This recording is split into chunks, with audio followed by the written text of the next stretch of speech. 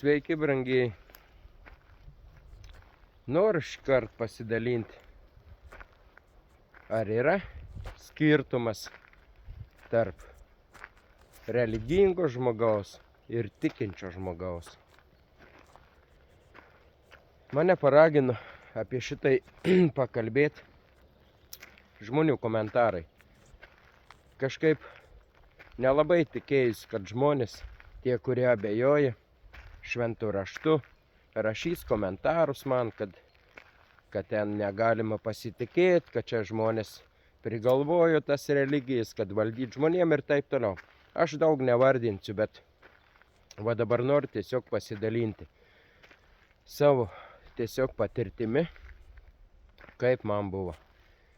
Ir koks šiandien mano tas supratimas, kiek man Dievas padėjo suvokti ir suprasti. Brangieji, tai vat aš suprantu, kad religingas žmogus tai galbūt labiau toks, kuris tiesiog vat įpratęs yra atlikinėti religinės apeigas. Man tai panašu tai į tokius, kai miršta žmogus, reikia įprasta yra va taip atlikti, va šitaip kažkaip būtent ten ritualai visokie, kažkaip būtent taip nešti, taip padėti, taip pasisukti. Ir taip pat, sakykime, kai susirenka žmonės į maldos namus, jau yra, kaip sakant, tokie įprasti atsistojai, atsisėdai, persižegnojimai ir taip toliau. Vat.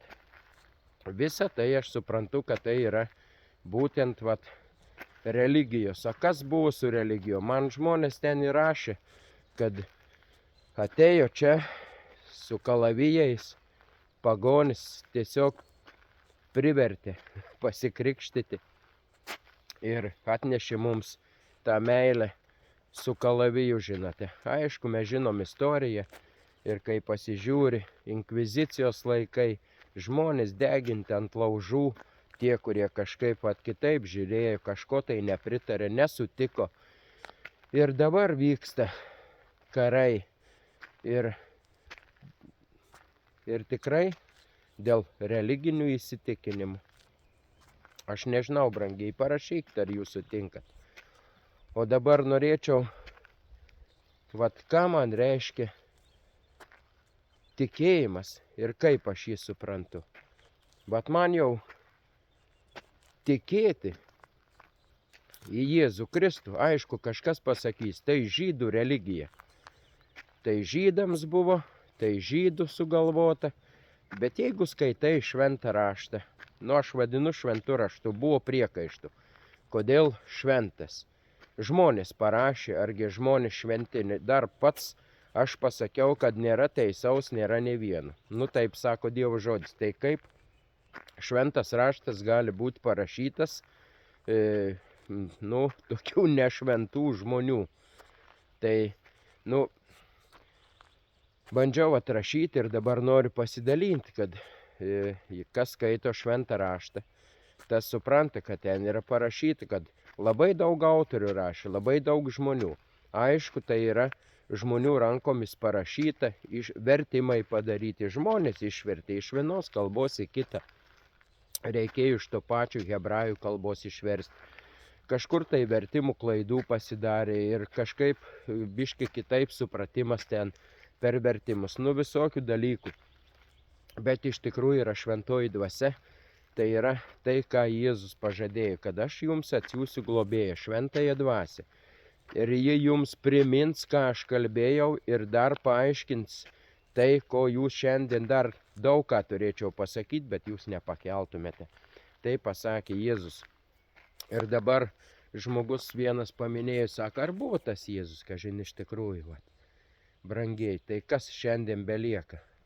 Man belieka tik tikėti, kad jis ne tik kad buvo, bet kad ir šiandien jis yra. Ir kad jis taip pat gydo ir veikia. Ir yra tų tikrai žmonių liudijimų. Ir kada žmogus liudija, vat kaip ir aš jums dabar dalinuosi, kas lieka, mėlyje tie, kurie klausotės, jūs galite arba tikėti manimi, arba netikėti. O aš galiu čia prikalbėti daug visko. Ir taip tikrai yra daug.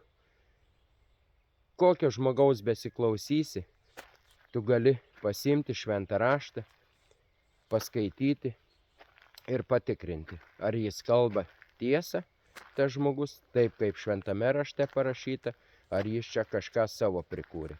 Tai aš dalinausi ir apie tokios yra religijos sugalvota skaistykla. Yra, kur šventame rašte iš vis tokių nėra žodžių, nei skaistyklos, nei kažkokios tokios vietos. Va čia jau prasideda religiniai visokie dalykai. Ir kam tai aš nenoriu nei kalbėti. Viskas yra kažkam tai sukurta, kad būtų naudinga. Ir aišku, kad daug šėtonas, juk jis nuo pat pradžių norėjo apgauti ir jis toliau dabar apgaudinėja žmonės. Ir jis žino šventą raštą geriau negu žmonės žino kiti. Ir brangieji, tai kad nenuklyščiau ir nenukrypčiau, tai tikinti žmogus, tai jisai šventas raštas yra parašytas žmonių rankomis, bet įkvėptas šventosios dvasios. Autorius yra Dievas. Aš daug žiūrėjau, daug irgi yra ir archeologinių kasinėjimų, mokslininkai jau irgi neprieštarauja, mokslas jau irgi, jau mažai kas, tikrai manau, mažai tikinčių bėra, kad žmogus iš beždžionės. Man jau netgi tas tikėjimas, aš galiu tikėti, kad mano protėviai buvo beždžionės, bet aš nenorėčiau būti beždžionės vaikas, kad mano protėviai iš beždžionės. Man Dievo vaiku būti yra kūriniu. Aš žinau, kad aš nesu Dievas.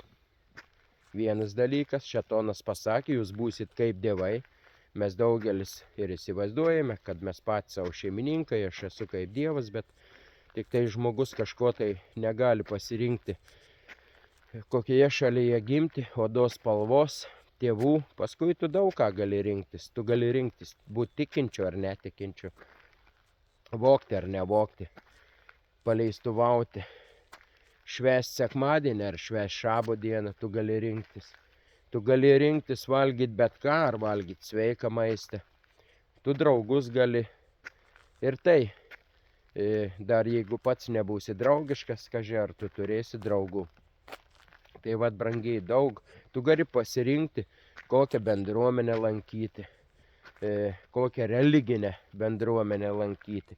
Bet ten susirenka tikinti žmonės.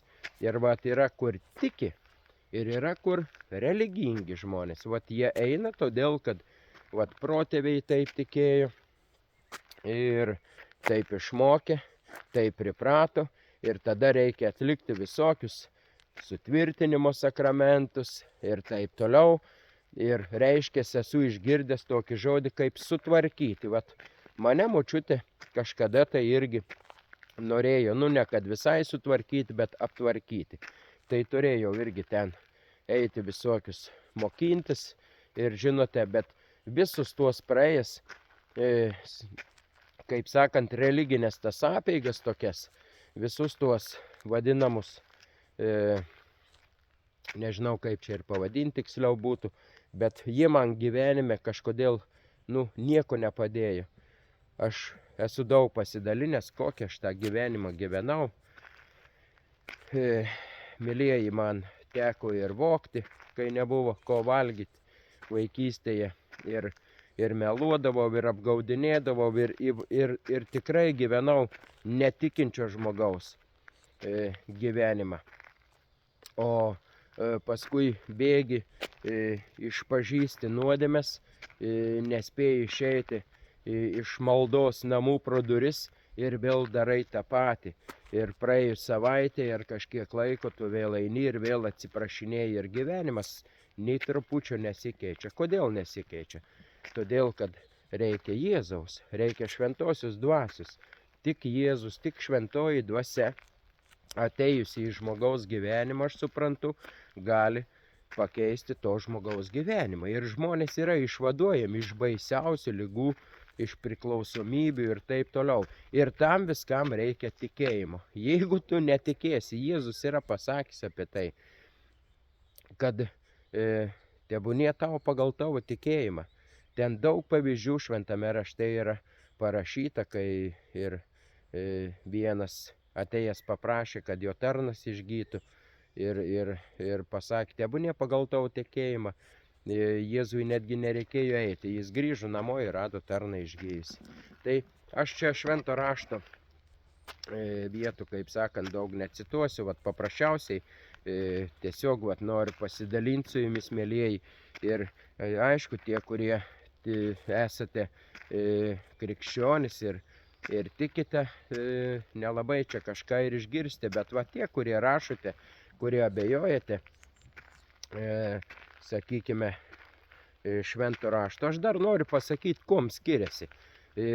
Taip, buvo paminėta, kad yra ir Koranas, ir visokiausi, kitokiausi knygų, ir jos dauguma yra vadinamos visos šventais raštais. Visi kažkaip tai va šventi tie raštai. Brangieji, taip, kuom skiriasi? Visi raštai, kokie bebūtų, jie visi moko, kaip žmogui reikia būti stipresniam, kaip reikia kažko tai siekti ir pasiekti, žinote. Reikia atlikinėti, vat kažką tai daryti. Ir tada tu pasieksi kažkokias tai, nežinau, nirvanas, ten tiesiog turi būtent kažkokiu laiku, kažkur tai atsiklaupti, kažkur tai atsisukti, ten į saulę ar kažkur tai, vat ir prasideda tokie visokie dalykai. Vat šitie, man atrodo, ir aš suprantu, kad tai ir yra religija. O man tikėjimas yra, tai tikėti Dievo žodžiu, kuris man sako, kad mylėk savo artimą kaip save patį. Kad važiuojant mašina, kai matai žmogų, tu paimk jį pavežti. Tu, kai sakė Jėzus, kas aplankė mane kalėjime, kaip sėdėjau. Va dabar atrodo, kaip Jėzus, būdamas šventas, nepadaręs nikokios nuodėmės, gali sėdėti kalėjime. Bet mes, mėlyje, žinome, kiek žmonių sėdi kalėjimuose, tikrai nepadarė to nusikaltimo melagingais liudijimais. O Dievo žodis sako, neliudyk melagingai. Ir taip toliau, brangieji. Ar mums reikia kažko labai perskaityti, kažkokią knygą, mėlieji, kad suprasti, kaip žmogui yra lengva. Bet aš per save patyriau, daryti blogą man nereikia iš viso pastangų. Aš, kaip sakant, dabar savo vaikus, vat minėjau, kad ten, kada pirmieji 2 vaikai augo, aš mažai, kaip sakant, dalyvavau tų vaikų auklėjime, nes aš vartojau tada alkoholį. Ir tiesiog žmonai visą tai atiteko. Ir ačiū Dievui, kad jis paaugino tuos vaikus dorai, kaip sakant. Dabar aš, kur turiu tas 2 mergaitės, mes netlikinėjame su mergaitėmis kažkokių religinių tokių vat, dalykų, kad būtent reikia kažką va tokio būtinai ten atlikti, nes kažkas bus vat ne taip, arba negerai, arba bus labai gerai, kai tu kažką atliksi. Tiesiog bendraujame su Dievu per maldą, tiesiog tikime. Tikime, kad Dievas mus visų pirmiausia myli. Antra, kad jis atleidžia nuodėmes, kad jis atpirko. Jėzus. Aš tikiu, kad Jėzus mirė už mane nusidėjėlį, būdamas teisus, už mane nusidėjėlį, kad aš turėčiau gyvenimą. Ir ne tik aš, brangieji, visi tie, kurie tiki. Tai čia ar religija yra, ar reikia būti religingam, kad tikėti į Jėzų, kad jis tave atpirko, kad jis nori šiandien gyventi su tavimi kartu. Ar reikia tikėjimo ar religijos, kad ieškoti Dievo valios, kad Dievas turi kiekvienam žmogui numatęs, kaip sakant, kad jis linki tikrai viso ko geriausio. Ir kad suvokti, viešpatie Dieve, kur aš šiandien galiu pasitarnauti. Dieve, ką aš galiu šitoje žemėje, kur daug blogio, to pykčio, persekiojimai, visokiausios lygos ir taip toliau. Nu kažką truputį nors, to gėrio, žinote, ir aš nukrypau jau, brangieji. Tai įsitikinau, kad nuo pat mažens vaikui išdaužti langą, išmokti keiktis, kažką pavogti, kažką apkalbėti, kažką pasmerkti ir nuteisti. Brangieji, jūs parašykite, ar labai šito reikia mokintis? Ar daug prakaito reikia išlieti, kad daryti šitokius dalykus? Ar labai sunku papulti į priklausomybės, ar sunku išmokti rūkyti ten ir gerti alkoholį, vartoti narkotikus, paleistuvauti ir visa kita? Ar tai sunku yra? Man tai visa buvo labai lengva. Jau išeiti iš ten, išeiti iš tų dalykų, išsivaduoti, aš netgi jėgų neturiu. Ir jeigu Dievo nėra, tai kaip aš galiu gyventi? Kitam gal sunku, nežinau, vis tiek. Žmogus turi patirti ir praeiti šitą kelią, kad suprastum ir patikėtum. Aš tikrai suprantu tuos žmonės, kurie netiki. Nes labai yra, kaip sakant, tie žmonės, kurie šneka apie, sakykime, ir man atrodo tie žmonės, kurie yra religingi gal labiau. Jie kalba vieną, o paskui tuos žmonės mato, kad jie elgiasi visai kitaip. Ir tada netgi mūsų vaikai nenori mumis tikėti, kai mes norime juos nusivesti, sakykime, į maldos namus, kad jie taip pat būtų tikintis. Ir mes tiesiog juos verčiame ir spaudžiame. Ir jie galvoja, o ką man eiti? Kad mano tėtis toks piktas, mama ten irgi, kodėl, kad jie namie barėsi. Tai jie šneka, kad Dievas yra geras, kad Dievas yra meilė, kad šventoji dvasia vadovauja, o namuose mato visiškai kitą vaizdą.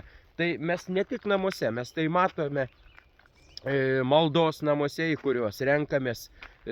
Mes visi gražus tokie, pasipuošę, giedame giesmes, šloviname Dievą. O paskui tuo pačiu liežuviu keikiame ir šmeižiame brolius, savo seseris ir taip toliau. Taip pat, brangieji, tiems netikintiems žmonėms, kurie netiki, kad šventas raštas yra šventas raštas, kad tai Dievo įkvėptas, parašytas, kad tai Dievo žodis, tiesiog jiems sunku patikėti. Nes mes, tie, kurie tikime į Jėzų Kristų, į viešpatį Dievą, kaip sakant, į jo sūnų ir šventąją dvasią, mes ir turime kažkaip tą gyvenimą gyventi, kaip būdami tikri jo vaikai. Mes turime elgtis, mes bent jau turime labai daug pastangų įdėti. Ir tikrai tai yra labai sunku, brangieji. Tai tie, kurie netiki šventų raštu, kad tai Dievo įkvėptas žodis, pabandykite. Tik dėl vieno įdomumo. Paskaitykite ir pabandykite tai pagyventi, kaip sako Dievo žodis. Ir jūs įsitikinsite, kaip yra sunku. Jeigu žmogus pats gali, jeigu tavo prigimtis nėra nuodėminga, jeigu tu nori būti geru ir gali patapti tuo geru, taip lengvai, paprastai, o jūs pabandykite ir parašykite, kaip jums išėjo, mėlėjai. Ir man bus įdomu paskaityti ir sužinoti. Iki pasimatymo, brangieji.